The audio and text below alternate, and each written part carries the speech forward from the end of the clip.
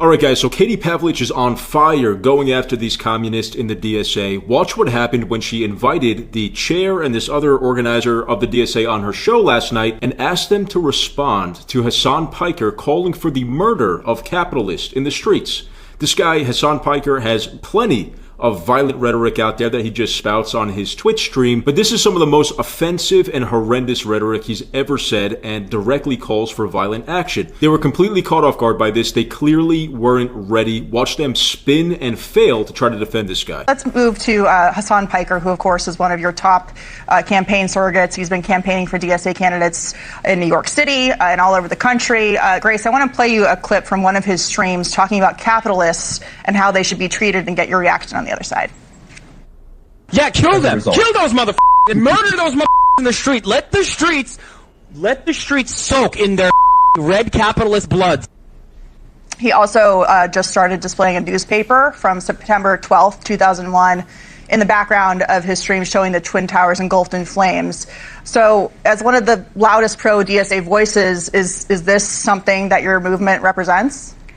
Hassan is a shock jock, and he is a very successful one that has brought a lot of young people who are disaffected, who spend a lot of time online, into a movement that actually connects them with their politics and with real action that they can take at the ballot box and talking to their neighbors. So I'm not in the business of defending the views of every single one of our 120,000 members, but I think he's speaking to a real anger that people feel and that we are turning into something that is a democratic revolution. And I want to emphasize the democratic aspect. We in no way endorse any sort of violent overthrow, and we are winning at the ballot box because of the vision that we have put forward.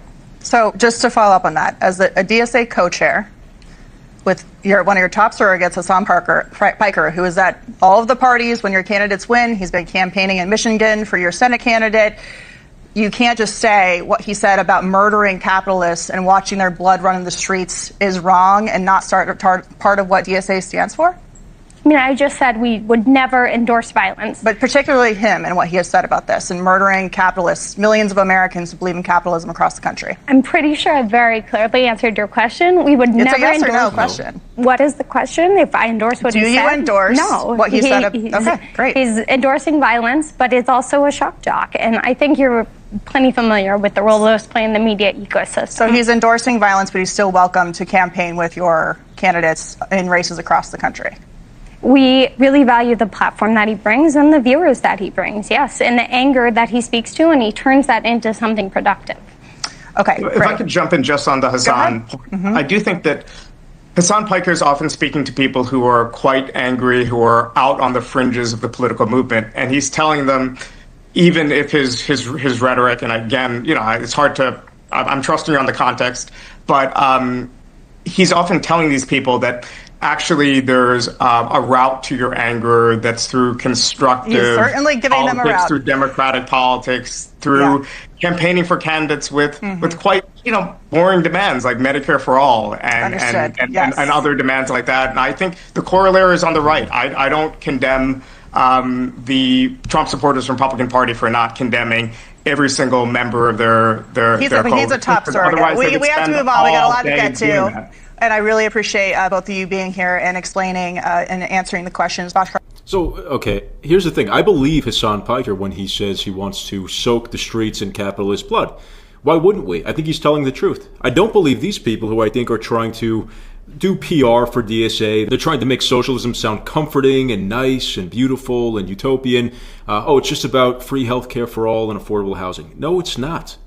When he says he wants to soak the streets in capitalist blood, that's how socialism has manifested every single time it's been tried.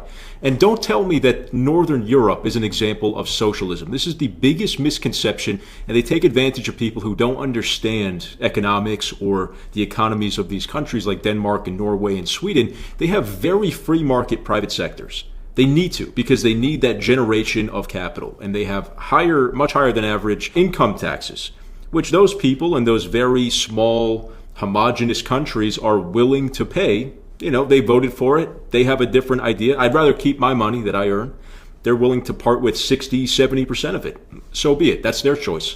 But those countries know that they need free market private sectors to generate the capital that you then steal and tax. And there are relatively low corporate taxes in those countries as well. They also don't have to deal with a lot of the issues that America has to. It's very hard to become an immigrant in those countries. They don't have wide open borders. They have taken some refugees, Syrian refugees from other areas, but they don't have a massive immigration problem. That's the age-old contradiction of these left-wing socialists, is how do you have an open border with millions of people flooding into your country and this wide-open, broad, robust welfare state? It just doesn't, the two things cannot coexist. You don't have infinite money. You can't just take care of everybody who's coming to your country. You also attract people looking for government handouts rather than having a more restrictive welfare state and attracting the right kind of immigrants who want to come here and work or start businesses. But I digress. So what I'm saying is I believe Hassan Piker when he says he wants violence, that he's okay with violence. He's praised Mao Zedong, Chairman Mao, the murderous dictator in China who killed millions of his own people for the greater good, for the collective cause of communism, destroyed the culture, killed religious people, burned down churches and other traditional sites, places of worship. He was a mass murderer, one of the most evil men.